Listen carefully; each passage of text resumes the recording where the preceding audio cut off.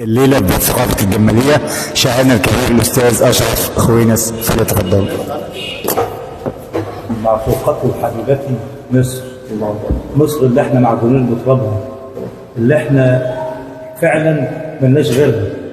بقول يقطع لسان اللي يجيله سيرتك او ينهشه فيكي، واللي يمسك بسوء او بالشر يرميكي، وفداك دمي وروحي، وفداك دمي وروحي يا رب خليكي. والله لو يعرفوا قيمتك ليبوسوا ترابك وأراضيكي. ده انت العظيمة الأبية ومهبط الأديان، وانت اللي عمرك غنية دايما مدى الأزمان. فيك العراقي والسوري وكتير يا بلد سودان، وفيك اليمني والليبي اخوات وناس خلان. مصر اللي حض العرب في الشدة والأزمات، مصر اللي وقت المحن بتجمع الإخوات، مصر اللي طول عمرها يدخلها بالألفات، لا فيها مخيمات ولا سكنات والكل فيها يبات.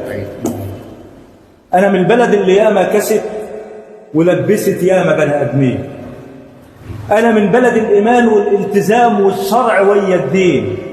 أنا من مصر العظيمة الأبية وشبابنا حر أمين. دايما في وقت المحن قوة وملتحمين. أنا من بلد العلوم والأدب والناس الطيبين.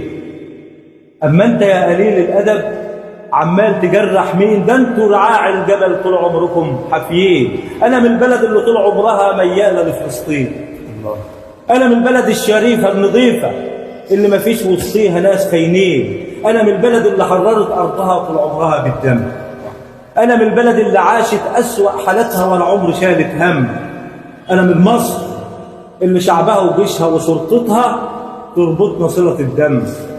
أنا من البلد اللي نصها صعايدة وشرقوة نخوة ولاد العم. مصر اللي في عز شدتها عمري ما تعرف غم. مصر اللي استقبلتكم كلكم لاجئين. مصر اللي لما اتحرقت في العدوان فضلوا يا ناس صامدين. لا طلبنا منكم معونة ولا مؤونة وصمتنا في الميادين. لا قلنا عاوزين مدد ولا قلنا رحتم فين. وجدودنا اللي ماتوا عالدهب عاشوا كرما شبعانين. أنا من البلد اللي قوت موسى وأمه في رباط ليوم الدين. مش زي اللي رموا أخوهم في الجب نصبوا له 1000 كمين. أنا من مصر مقبرة الغزاة، أما أنتوا ناس خاينين. أنا من خير جند الأرض وحمينا رب معين. أنا من مصر أم العرب واللي أنت تبقى.